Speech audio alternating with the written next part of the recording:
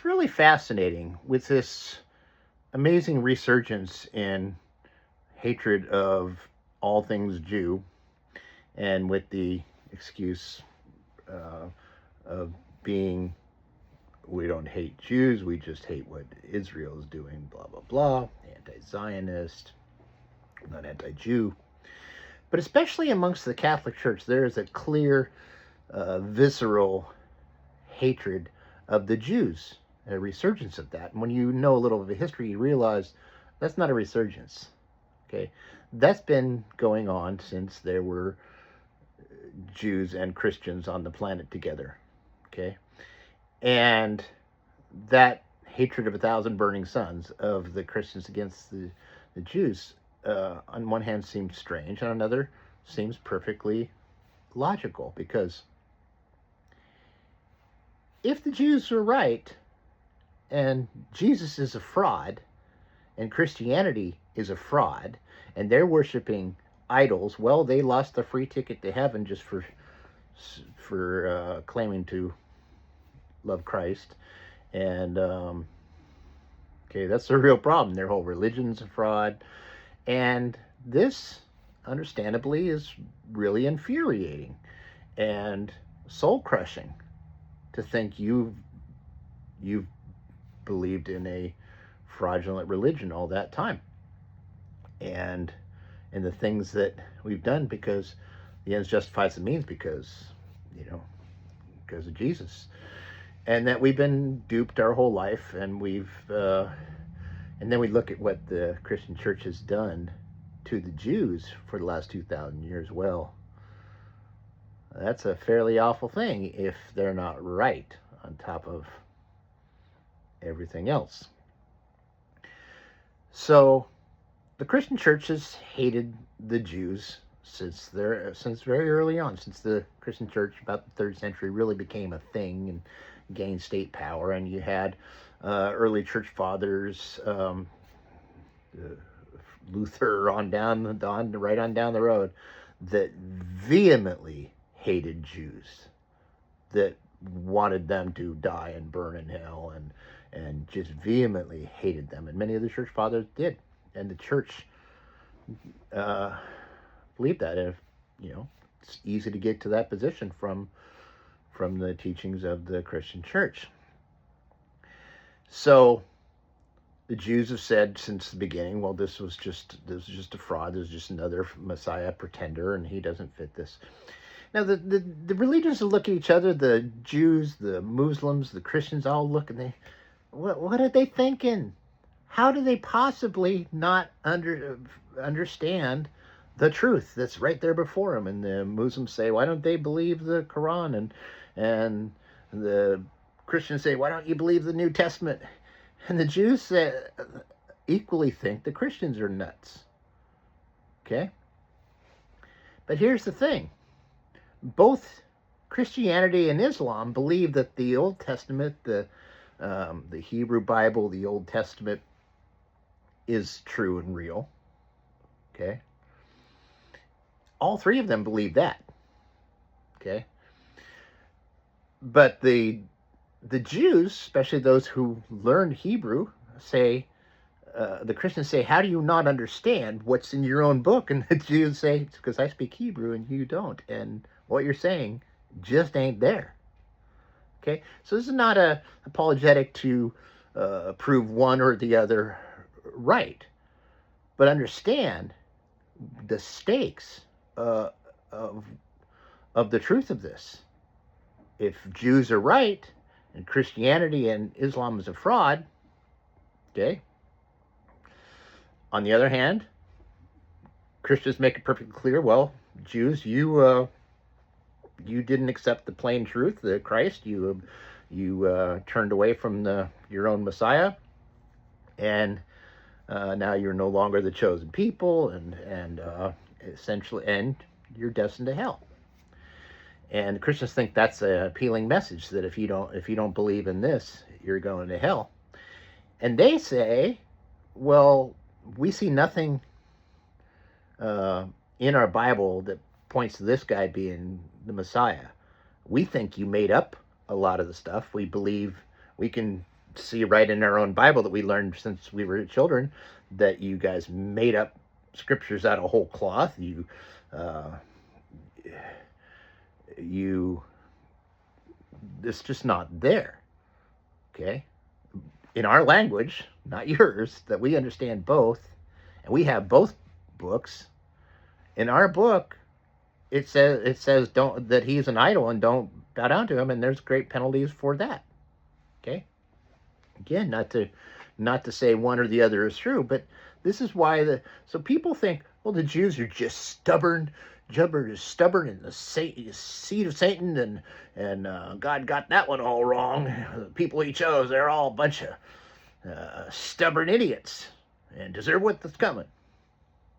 Okay, but that's not a case at all. They're taught, just as you Christians are, and mostly Christians are Christians because they were born that way or raised in that area and were taught this is the right way, and Jews were taught the same, and Muslims were taught the same. You're usually a product of your culture.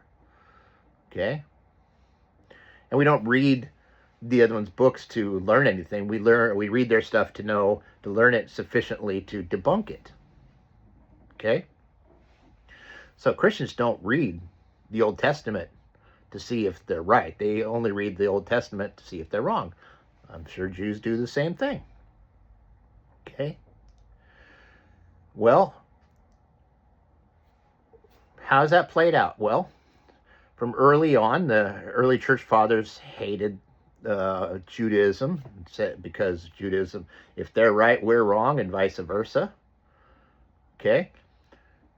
But what have the Christians done that's any kind of godly behavior to the Jews that they might say, hey, oh, I enjoyed these guys. They sound like a fun bunch. Well, you got the First Crusade when they came in, when they came to take the Holy Land. And the Jews say, well, it's holy because God gave it to us, promised it to us forever. And these guys come in and go, no, we got this other guy, that a different God that's different than your God. And we're here to take over the place and massacre all of you and convert many and run the rest out of town. Okay, so we're off to a great start between with the Jews converting Christians converting the Jews to Christianity. So they said, you want to convert? And they said, our Bible says you're a fraud. No, and then you come in here and you kill us all and say convert or die. No, thank you. Okay. Jews were very hard to convert. And the Jews said, because we read our Bible in the original language and you're full of it. Okay, so we're not going to convert to your fraudulent thing. And the Christian's response was, okay, I guess it's option 2. You die. Or you get run out of town and we take all your stuff. Okay, so that happened. They killed a bunch. They ran them out of Jerusalem in the first place. So then they dispersed around the world. Many go on into the Middle East and Africa, the Mizrahi Jews. Many stayed there. Many converted. Okay, many weren't religious at all. And they're like, oh, okay, take your religion or die. I'll take yours. It's fine. No big. The Mizrahi Jews were the ones that stayed there and went around the Middle East and North Africa. And then you had the Sephardic Jews. They ran up to Spain, Portugal. And then you had the Ashkenazi Jews, and they went up into northern Europe and Russia and Ukraine and so forth. Okay, so they spread out around the world running for their lives from mostly the Christians. Okay?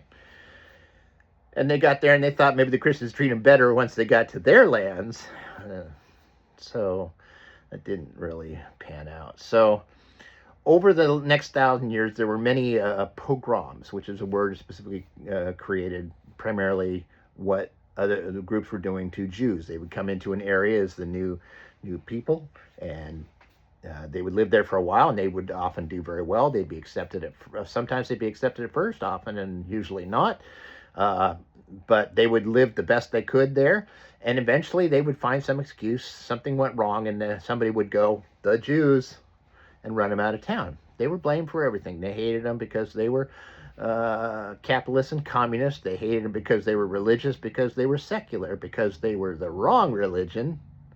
Okay? Many places they went were primarily Christians who said, "You ready to convert yet?" And they said, "Nope, nope, still not ready to convert." And they says, "Okay, you got to go."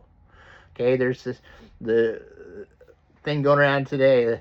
They were kicked out of 109 countries. Well, first, that's ridiculous because countries are a brand new thing. Okay, and all the places were kicked out of weren't countries to begin with. But yes, they were kicked out of far more than 109 places.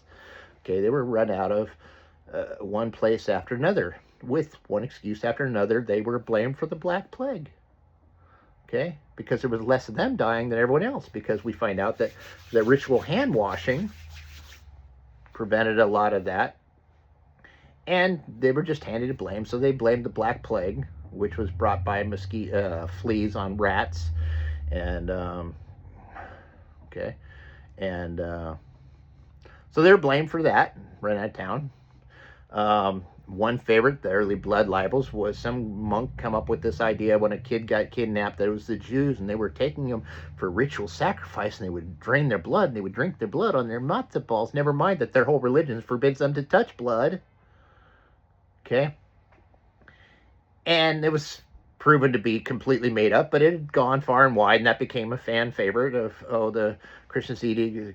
So anytime a kid would disappear, which happened all the time, and it's the Jews, okay, and they would go, arrive with pitchforks and torches at the Jews' abodes and tell them give back the kid, and they'd burn them out and kill them and rape their women and kick them out of town, take their stuff, okay. And then one famous case, they did that and ran them. The last time that they pretty much ran the last of them out of Poland. And they ran them out because they killed 54 of them that weekend, and over a short time, and they killed a bunch of them. And the rest said, might be time to go. And then after they'd killed them and run them out of town, the kid just walked back into town, totally alive, and was fine. Oopsie. So they blame on one thing or another, on and on. One favorite that's today they keep bringing up, having no idea what it means, usury. Usury, for the religions, you're not allowed to loan money in any of the Abrahamic religions to your own people. Okay, Jews can't loan to Jews, Christians can't loan to Christians, Muslims can't loan to Muslims at interest. You can only loan for free, and nobody does that. Okay, so they had a workaround. Since the Jews would come into town and they wouldn't let them work in the trades, they wouldn't own them land, they wouldn't let them do much of anything, they says, hey, you could be these money lenders because we need money to borrow for, for building stuff and business, and we need to borrow money, but our religion forbids it, forbids people doing it except for free. So you Jews can do it, you can do that. And they go, Jews says, okay, well, we'll do that rather than starve. We'll be the money lenders. So everywhere they went, they became the money lenders, usury. And then when they would come back for their money and go, okay, I'm here to, monthly rent and all that, and times are hard, and they'd be like, oh, you greedy Jews. They're like, I like to get my money back that I loaned you. And they would say, well, you greedy Jews, I think it's time for you to go. And they would run them out of town. Okay, they racked up, and whole countries did that. Borrowed money from the Jewish community, and they would loan money to a whole country, and then they were massively in debt and couldn't pay it back. And they go, okay, well, you got to go. You greedy Jews got to go, and they would run them out of town. Not only not pay them back, but keep all their stuff. They would run them out of town and say, you can run out of town with one little pocket full of money, of bills. Okay. And what you can carry on your back, and you can leave the rest, and not only do we not pay back, but okay, so that's usury. So when they come, so this idea of usury and the greedy Jew, that's what that is. Okay, it wasn't the greedy Jews; it was the greedy everyone else screwing over the Jews and taking their stuff. Okay, so that's usury. Okay, you had the blood libels, you had blamed them for the Black Plagues, pretty much anything would happen, and of course there was the church that never lost their burning hatred for these people that says their religion is a fraud, or just their very existence says one of us is a fraud. Okay? And they would try to convert them. And the Jews would say, hey, no, this Hebrew Bible here, written in Hebrew, our language, doesn't say what you say it says. Okay? So they'd say, okay, you got to go. In Spain, they says you have to convert or die. They had the conversos, and they would convert. And a lot of them would convert because they weren't particularly religious anyway. But others would convert because they preferred that over being murdered. And their whole family murdered, so they would convert. Okay, then you had the Inquisition when the church was like, I don't think they really mean this conversion thing, and I think they're just doing it so they don't die. So we need to, and they put out pamphlets. The Inquisition, and they would say, to how to spot a sneaky Jew being a sneaky Jew and not really a Christian. Okay, if they turn their lights off on Sabbath, they do all these things that Jews do, and they point them out. And please tell the priests here, and we'll rout them out. These fake Christians. And they did, and then when they suspected, they would get in there and they would torture them and get them to give up all the other fake conversos. Okay, the other fake Christians that were just Jews pretending to be Christians. And they massacred thousands, tens, hundreds of thousands. Okay, they massacred them. And they just finally just said, you know what, you got to go. Okay, so in 1492, and after they took money from the Jews, which paid for Columbus, which paid for America to happen, they ran them. They said, okay, you got to leave. You got to convert by this date, or y'all got to leave with what you can carry on your backs and in your pockets, but no real money. You allow like $50 and what you can carry on your back, and you're to get out of town by this date or die. Okay. So they did. So they took that seriously because they'd been killing them pretty regularly, and they ran them out of town. Okay. And then they left Spain. First big wave of Jews coming to America were those fleeing Spain. Okay, so they came to America. They went to South America. They went to everywhere because a lot of other places in Europe didn't love them either. And pretty much anywhere where there's Christians was not a safe place to be. Okay, so there was pogroms throughout Ukraine and Russia and all of Europe in the tens of thousands, anywhere from a pogrom where you killed 2 or 3 Jews because they were Jews to 100, 200, 300,000. Okay, so long before the Holocaust, which the new thing is that never happened, which is just insane and stupid, because if you look at all, there's nothing more well documented than the 6 million, actually more than that now, dead, and a couple million others. It's very, very well documented, and that happened. But what people don't understand is that was just an ongoing thing, and it wasn't the Nazis in Germany. Okay, it was most of the Jews killed in the Holocaust were not in Germany. They were in Poland. They were in all the surrounding countries, which hated the Jews equally. Okay, so did America had come to hate the Jews, and so did everywhere. And no one was allowing them to come, especially the Christians. The Christian countries weren't having it. Okay, you can go somewhere else as long as it ain't here. Okay, so then you have the Holocaust, and then you have, and people don't realize they were kept in the camps because no place in the world would take them for 3 years after they were liberated. Okay, they weren't allowed to go anywhere. Okay, and they stayed in those camps for 3 more years until 1948, when Israel finally became a country, and they were allowed by the other Jews to come join them in Israel. And of course, they've been fighting and trying to kill end that since the beginning. So we have today the latest excuse, which is Zionism. I'm against Zionism. Well, Zionism was just simply, at first it wasn't a religious thing. God gave us this land. It was They're killing us everywhere we go. We fled our homeland because they were killing us there. We thought we could survive if we fled, but they're killing us there. And the only hope we have of survival as a people is to reunite in our homeland and make our last stand there, is what they're doing.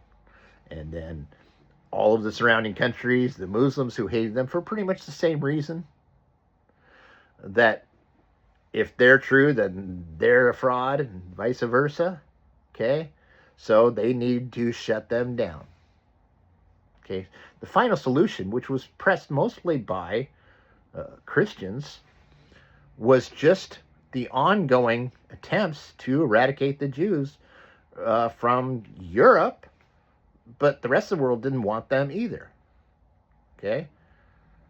So now they find themselves making their last stand in Europe. Now, there's an massively important divide between the Christians regarding the Jews. There's the dispensationalists and they're the replacement theorists. And the dispensationalists are the Christians that believe that their eschatology, the Bible says that the Jews will return to Israel, and there's going to be this big last battle of Gog and Magog and Armageddon, and all this stuff's going to happen centralized in the Jews, and they are going to return, and they're going to rebuild the temple, which is going to set the whole thing off, and everybody's going to fight the last fight, and then there's going to be, you know, depending on what you believe, the tribulation, but everything's going to center around the Jews coming back to Israel and rebuilding the temple, and then brings in the last days. Hallelujah.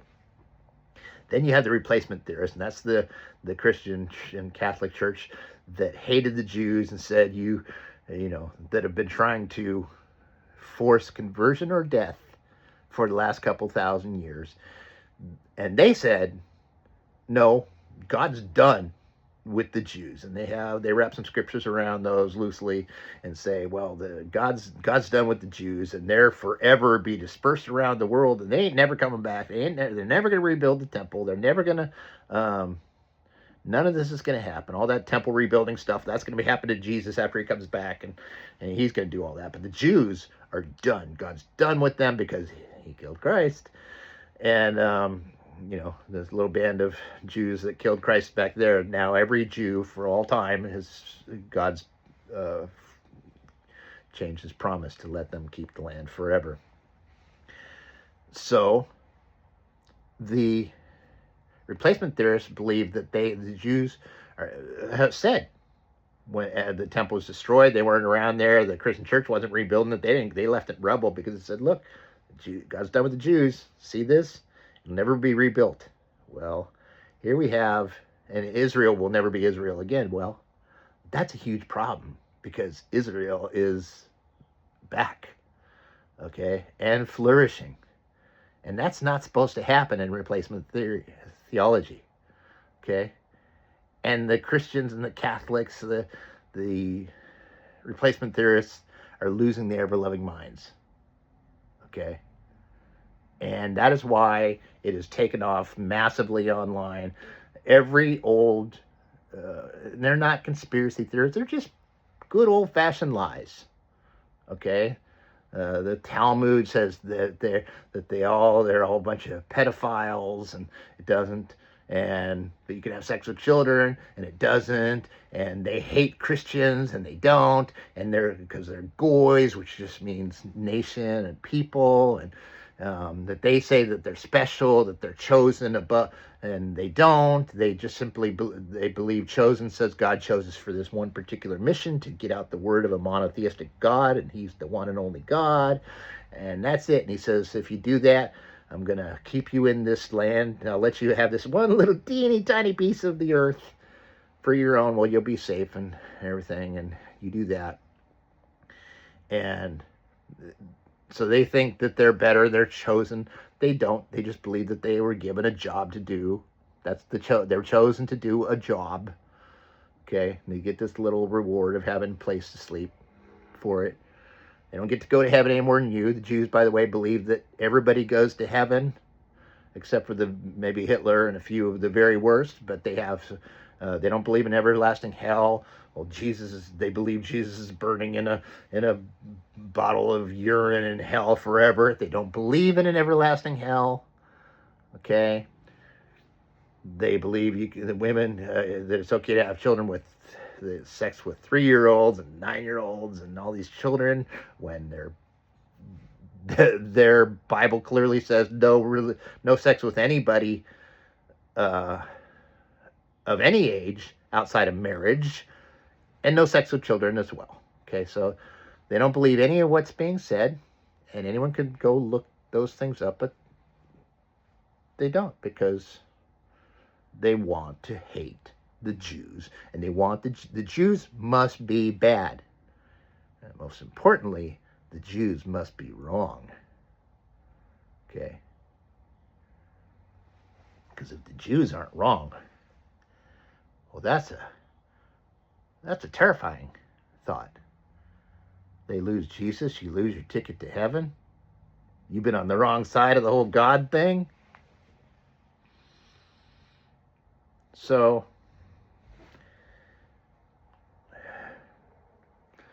it's important to understand why this is happening. That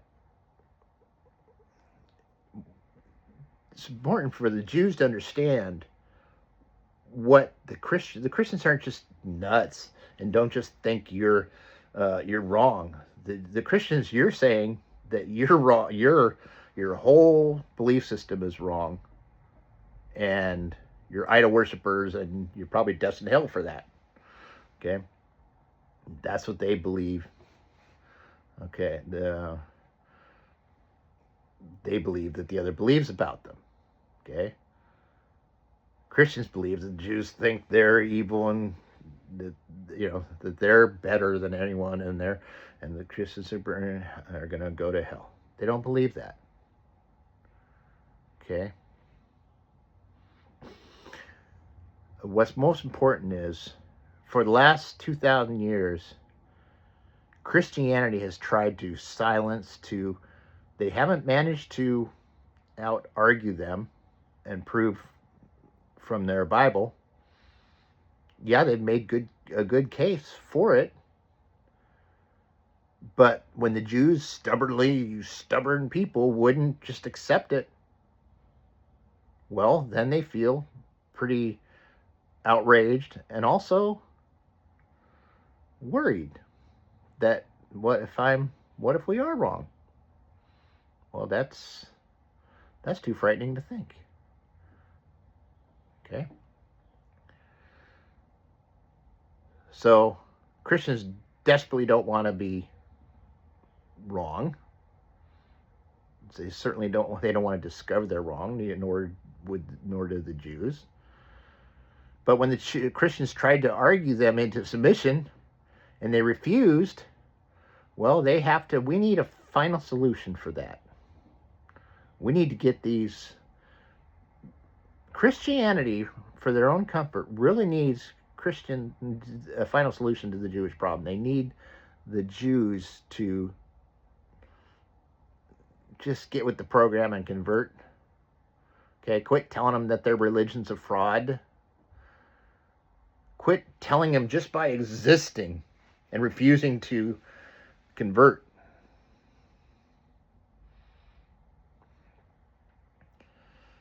So this is an ongoing problem. As long as Christians don't want to be told that they're wrong. But let's look at over the 2,000 years, when the arguments have failed and the conversions have failed, who's the one doing all the killing of the other? You're going to be pretty hard pressed to find Jews killing Christians. They pretty much say, well, you're wrong and I think you're nuts, but hey, you do you. Christianity, on the other hand, has said, no, you will convert, or else. And you will stop with this Jesus is a fraud and an idol thing, because we're done hearing it. We're going to do whatever it takes to make sure that you stop saying it.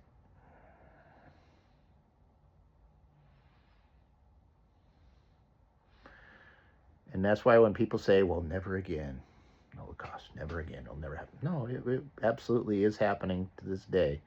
And it is resurging what people would think is an insane amount, but it's not. As long as Christians need the Jews to be wrong, they're going to do whatever it takes to make that so, or to make them shut up about it.